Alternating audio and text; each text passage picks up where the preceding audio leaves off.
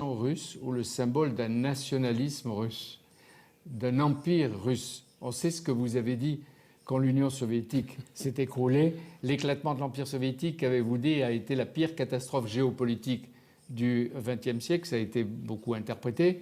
Et vous avez dit, celui qui ne regrette pas l'Union soviétique n'a pas de cœur. Et celui qui veut la reconstituer n'a pas de tête. Or, vous avez une tête. Et quelle tête? Qu'est-ce que vous proposez? Le nationalisme russe?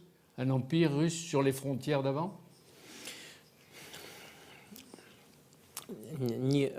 Non, nous n'envisageons ni de soutenir le nationalisme russe, ni de reconstituer un empire. Quand je disais que la disparition de l'URSS était une des plus grandes catastrophes du XXe siècle, une catastrophe humanitaire avant tout, je voulais dire qu'en URSS existait une population qui, quelle que soit son origine ethnique, vivait dans un pays uni. Par contre, après sa dissolution, 25 millions de personnes d'origine russe se sont retrouvées d'un jour à l'autre dans des pays étrangers. Et cela a été une vraie catastrophe humanitaire, pas politique ou idéologique, simplement un problème d'ordre humanitaire. Des familles ont été coupées, beaucoup de gens ont perdu leur emploi et se sont retrouvés sans ressources, sans communication. C'est là qu'est le problème. Président Poutine, alors que nous discutons ici, un pays voisin qui n'est pas très lointain, l'Ukraine est en état de guerre, il n'y a pas d'autre mot.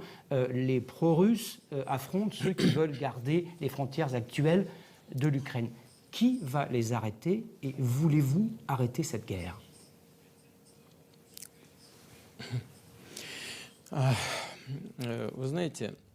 Vous savez, personnellement, je ne parlerai pas de ces gens-là comme des pro-russes ou des pro-ukrainiens. Il y a des personnes qui ont leurs droits politiques, humanitaires, et ils ont besoin de pouvoir les utiliser. Par exemple, en Ukraine, jusqu'à aujourd'hui, les gouverneurs de toutes les régions étaient nommés par le pouvoir central.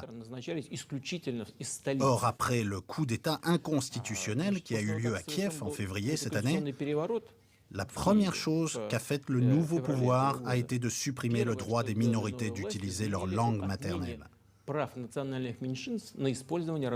Cela a provoqué une grande inquiétude chez une grande partie de la population en Ukraine de l'Est. Ça, vous ne l'avez pas accepté. Vous ne l'avez pas accepté. Mais est-ce que vous dites, Président Poutine, que nous sommes entrés dans une nouvelle phase de la guerre froide, même glaciale, entre l'Est et l'Ouest? Maintenant. Premièrement, j'espère qu'il n'y aura pas de nouvelle phase d'une guerre froide. Deuxièmement, et j'insiste là-dessus, les gens, où qu'ils vivent, ont des droits et doivent avoir la possibilité de les défendre. C'est seulement cela qui est en question. Les États-Unis affirment détenir la preuve que vous, la Russie, intervenez en Ukraine en laissant des combattants franchir la frontière et même en fournissant des armes à ce que les États-Unis appellent les sécessionnistes. Ils disent avoir des preuves. Vous croyez à ces preuves? S'ils ont des preuves, ils n'ont qu'à les présenter. Nous avons vu, et tout le monde a vu, le secrétaire d'État des États-Unis montrer en 2003 au Conseil de sécurité de l'ONU les preuves de détention d'armes de destruction massive par l'Irak. Il avait montré une éprouvette avec une substance inconnue, qui était peut-être simplement de la lessive.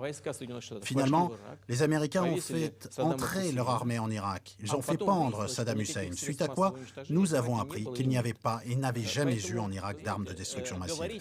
Il y a donc une grande différence entre faire des déclarations et avoir des preuves réelles. Je vous le répète encore une fois, il n'y a pas de militaires russes en Ukraine. Vous voulez dire qu'ils sont en train de mentir, là? Ils sont en train de mentir, les Américains?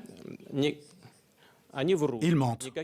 Il n'y a pas de personnel militaire, même pas des formateurs de l'armée russe dans les régions de l'Est et du Sud de l'Ukraine. Et il n'y en a jamais eu. Et vous n'avez pas envie d'aller